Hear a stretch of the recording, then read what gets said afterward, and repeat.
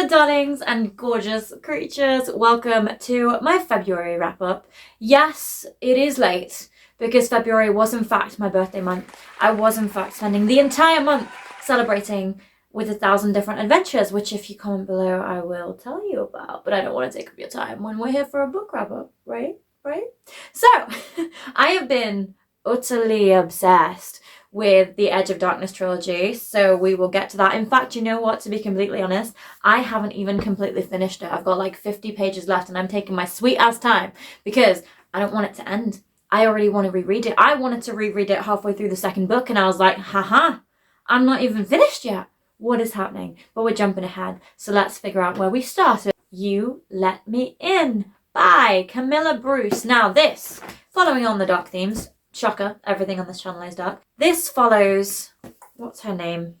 Cass Tip, who is an author. At the very start of the book, you are following her niece and nephews being led to a document that she's written, a book that she's written, that if they can read it and solve the puzzle, they will inherit her entire estate. And this book that she writes tells the story of multiple realities. It tells the story of her growing up in Fairyland and her growing up in a town where she is abused.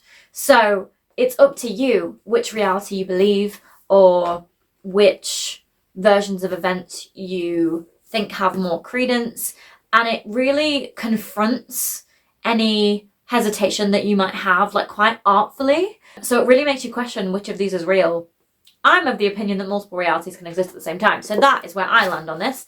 But again, it was a gorgeous, gorgeous story. It grips me every single time because you have multiple realities, because you have mental health experience depiction, because you have family and medical and societal reactions to horrible things happening, and just seeing how all that unfolds, and also seeing how Cass builds a life for herself after surviving so much, and also the crimes that are committed by her. Do we care that they happened, you know?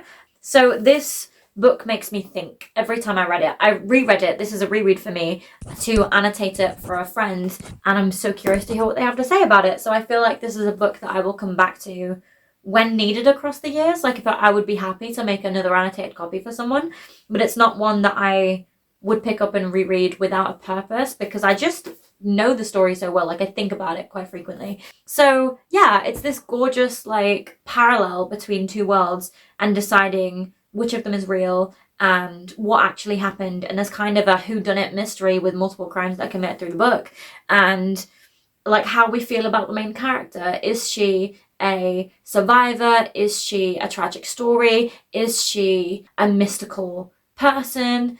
This book gives you so much and it's gorgeous. So fully, highly recommend to everybody. Before that, I read Phantom by H.D. Carlton. Now, for those of you who don't know, Phantom is a prequel to The Cat and Mouse duet by H.D. Carlton, Zaid and Addie, I'm here for you. But this follows Addie's grandma, Gigi's story, who you got diary inserts of in The Cat and Mouse duet of like Gigi falling in love with her stalker, right?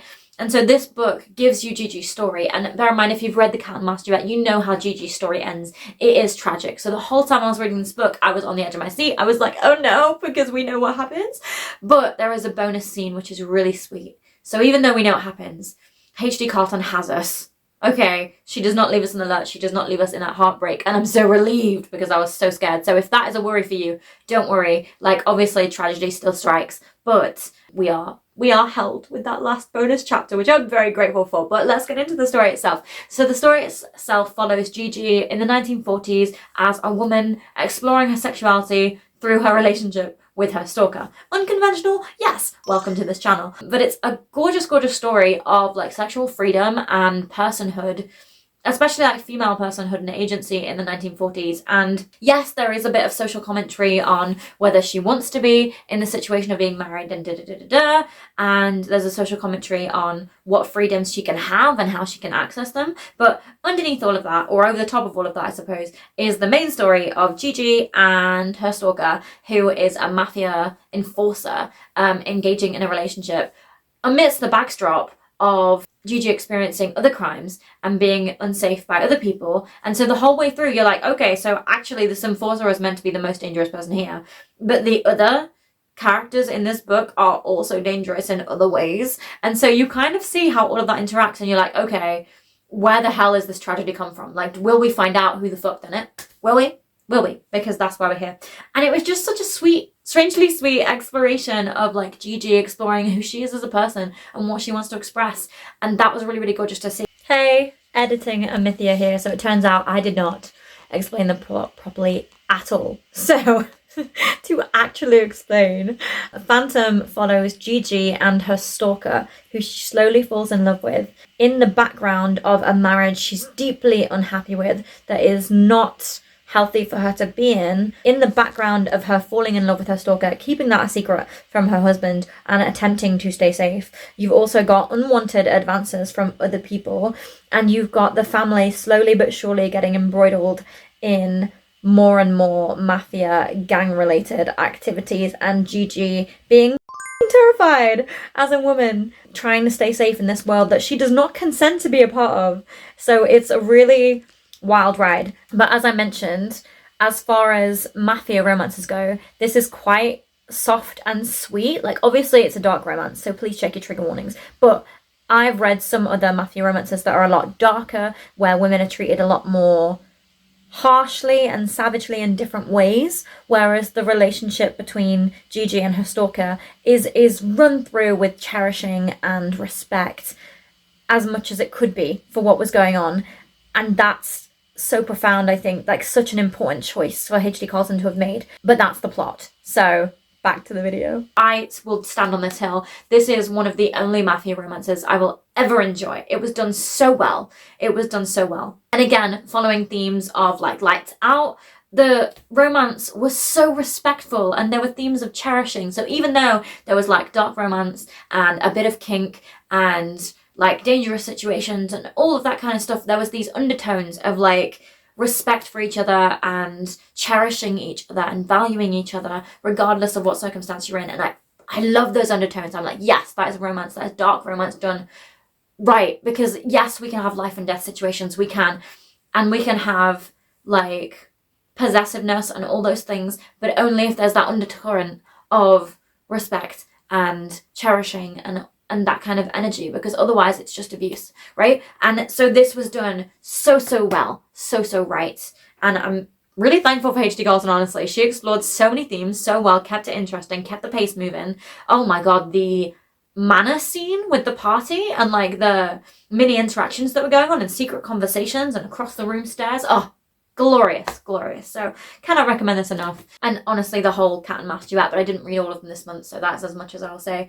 They're probably on my favorite books of all time reads though, so go and check out that video if you want to hear more about the cat and mouse duet. But moving on to the Edge of Darkness trilogy by Lee Rivers. This trilogy has had me in a f***ing chokehold for at least a month. It's been all I've been reading. I got halfway through the second book, Ferocious, and decided I want to reread the whole thing. I haven't even finished the series yet, but let me tell you what it's about. So, Insatiable follows Cade and Stacy and a whole cast of characters. And let me just tell you, every single character in this book has a backstory going on, has like a whole subplot going on. So much happens in this series and I love it. My ADHD mind is like, yes, hit me with all the things. But back to the point of describing what this is about. So we have Cade and Stacy. They are childhood lovers who had a tragedy happen and were then separated. And when they separated, things went really downhill for both of them. This series is incredibly dark. Let me just say that, trigger warnings ahead, right? So after they separated, the abuse Stacy was experiencing that got worse. The things Cade was experiencing got a hell of a lot worse. And this whole story is them finding their way back to each other against all the odds. Like, let me just try and summarize everything that's involved in this book, right? So we have the experiences of abuse and dealing with that and the impacts. We have underground crime syndicates. We have the Russian crime syndicate. We have like the police and like corruption and political intrigue. We have like spy kind of resistance outfits and like rescue efforts. We have obviously the impacts of trauma. Like Cade is not doing any of this because he wants to. He's being forced. But he's become this super skilled machine, but essentially. And so it follows Cade and Stacy just trying to stay freaking safe from all of their explosive circumstances. It's wild, okay? And then, like I said, there's Base and Luciella, who are dealing with Mafia involvement, kind of subplot in the background. We've got another couple who are off traveling the world and having a great time while everybody else is fighting for their lives. The background characters of Tobias Mitchell, Kate's father in this, and like the love story between his parents of Tobias being a diagnosed psychopath who did some incredibly messed up things to Arya, right? But that you can still see their relationship kind of happening, even though she's married to somebody else. And then there's a whole like how Tobias gets involved with like the saving and the I'm here little one scene. So as you can hear, so much is going on, and I would encourage going into this as blind as possible. Like if any one of the things that I've mentioned tickles your interest, dive in with the full awareness that this series will have you in a chokehold. It will be all you want to do. It's been all I've wanted to do for like a month. Wild. And I adore every single character aside from the ones you're meant to hate and despise. And you do despise them fully, right? But I adore every single one of our main characters. They are phenomenal. They are also fully fleshed out. They all have their own little subplots and intrigues and interests. There's so much happening in these books. And you know, Lee Rivers, she pulls no punches. You're like, you think characters are safe? No. No, you think nothing else could go wrong? Bet something else will go wrong. And then at the end, you're like, how the hell is everybody going to be safe when you've got all of those organizations against our main crew? How the hell are we getting them safe? Wait and see. Wait and see. Will it get worse? Who knows? It's Lee Rivers. Who knows? I don't trust a happy ending till the final page. It's wild. But I fully recommend it with my whole heart.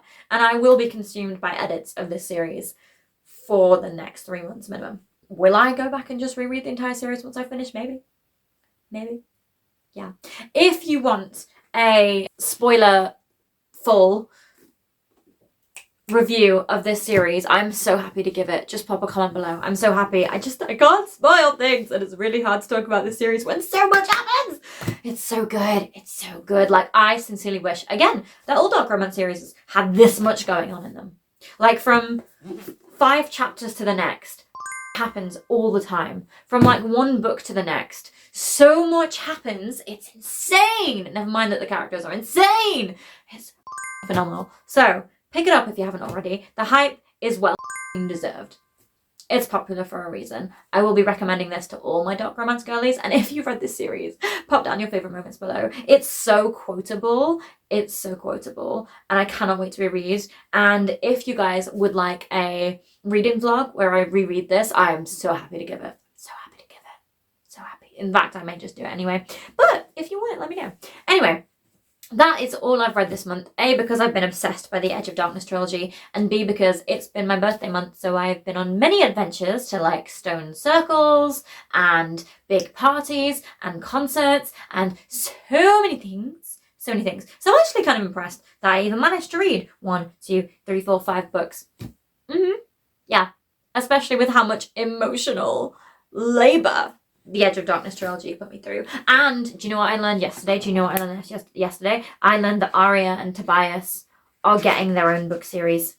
Yeah, it's called The Psychopath's Obsession or something.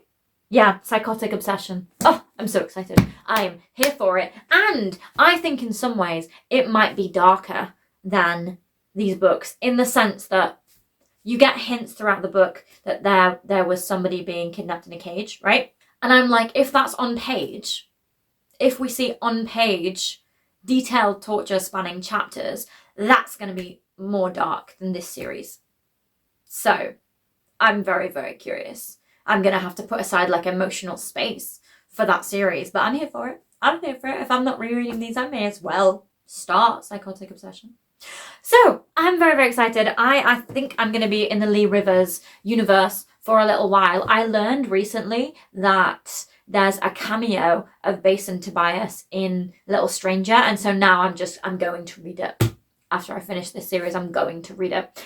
And I had really no interest before, but now there's a cameo, so I must look for a good cameo, you know?